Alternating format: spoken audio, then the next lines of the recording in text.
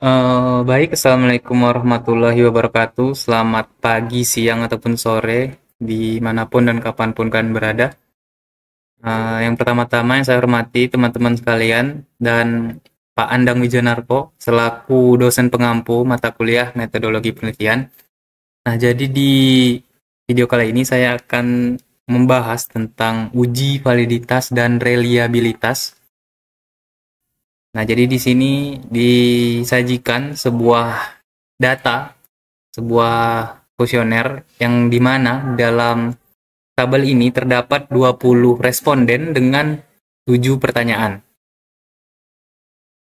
Untuk cara uji validitas dan reliabilitas yang pertama yaitu kita harus menyiapkan beberapa tools di sini. Di sini saya menggunakan SPSS versi 26. Yang pertama kita copy dulu datanya mulai dari sini sampai sini, kita copy. Lalu kita pastekan di SPSS yang telah terinstall, teman-teman. Nah, jadi tampilannya akan seperti ini. Terus kita akan ubah dulu yang kolom-kolom yang bernama var ini agar lebih mudah dibaca. Kita ke variable view. Kita blok yang kolom name-nya ini, terus kita Ctrl F. Terus kita replace yang var 000, kita replace menjadi X. Kita replace all.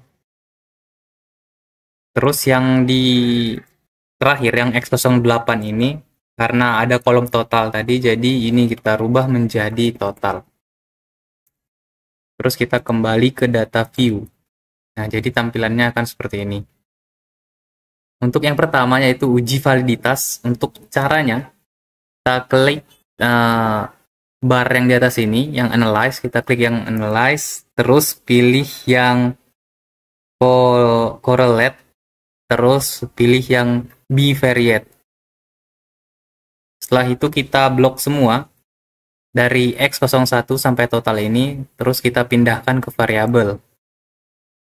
Setelah itu kita tinggal klik OK. Nah, jadi tampilannya akan muncul seperti ini. Nah, untuk mengecek apakah kuesioner atau data yang kita punya itu valid atau tidak. Nah, jadi di sini ada dua cara, dua dasar pengambilan keputusan uji validitas. Yang pertama itu membandingkan nilai R hitung dengan R tabel. Terus yang kedua itu melihat nilai signifikansinya atau sig-nya. Oke, kita lihat cara yang pertama dengan membandingkan nilai R hitung dan R tabel. Yang pertama kita harus punya dulu R tabelnya. Nah, di sini ada R tabel. Karena responden yang kita punya tadi ada 20 orang, jadi kita lihat yang N-nya 20 di sini.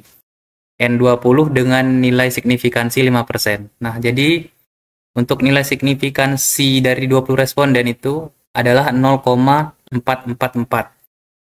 Nah, jika kita lihat di sini, nah, Pearson correlation-nya itu 0,886 untuk yang X1 atau N1 atau Pearson 1 lah. Nah, jadi kita lihat aturannya tadi. Jika nilai R hitung lebih besar dari R tabel, maka data atau kuesioner yang kita punya itu valid, teman-teman.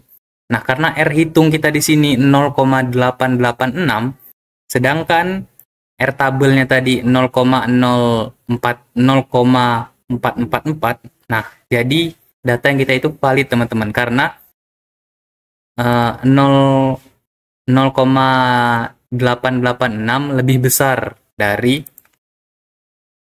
0,444. Nah, itu untuk yang X1 atau item yang pertama atau pertanyaan yang pertama maksudnya. Karena ada 7 pertanyaan totalnya. Nah, untuk pertanyaan yang kedua yaitu nilai Pearson correlation-nya itu 0,840. Nah, itu juga valid karena lebih besar dari 0,444.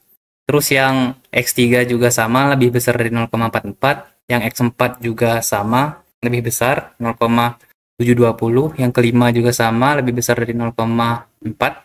Ini 0,7. Di X6 juga lebih besar dari 0,4. Di X7 ini 0,499. Itu tetap lebih besar dari 0,444. Nah, itu tadi untuk cara yang pertama. Jadi kita membandingkan nilai R hitung dengan R tabel. Kemudian untuk cara yang kedua itu melihat nilai signifikansinya, teman-teman. Nah, jadi kuesioner yang kita punya itu dianggap valid apabila nilai signifikansi dari item tersebut lebih kecil dari 0,05. Nah, jika dilihat di sini untuk pertanyaan 1 atau X1 itu nilai signifikansinya 0,000. Nah, itu udah pasti lebih kecil dari 0,05. Jadi untuk X1 valid dan seterusnya X2 juga 0,00 lebih kecil dari 0,05 itu valid juga. Yang ketiga juga, yang keempat juga sama. Yang kelima juga sama, 6 dan 7 juga sama, teman-teman. 0,25 ini juga lebih kecil dari 0,05. Nah, jadi itu tadi dapat disimpulkan bahwa data atau kuesioner yang kita punya ini semuanya valid, teman-teman. Dari 7 pertanyaan ini semuanya valid. Nah, itu tadi untuk uji validitas. Nah, untuk yang selanjutnya itu ada uji reliabilitas. Nah, untuk caranya kita masuk lagi ke SPSS-nya. Kita klik lagi Analyze. Terus pilih yang Scale. Pilih yang Reliability Analysis. Terus kita kopikan semua, kecuali yang total, teman-teman. Kolom total tidak usah kita masukkan. Terus kita pindahkan ke item. Terus kita pilih klik static. Jangan lupa centang yang scale if item delete. Kita klik continue. Lalu kita klik OK. Nah, maka tampilannya seperti ini. Nah, jadi untuk uji reliabilitas ini jadi data atau kuesioner yang kita punya itu akan dinyatakan reliable jika nilai Cron-Betz alpha-nya itu lebih besar dari 0,6. Nah, kita lihat di sini nilai Cron-Betz alpha yang kita dapatkan dari data yang kita punya itu sebesar 0,85. Kalau end of item ini yaitu item yang kita punya atau pertanyaan yang ada di kuesioner kita. Nah,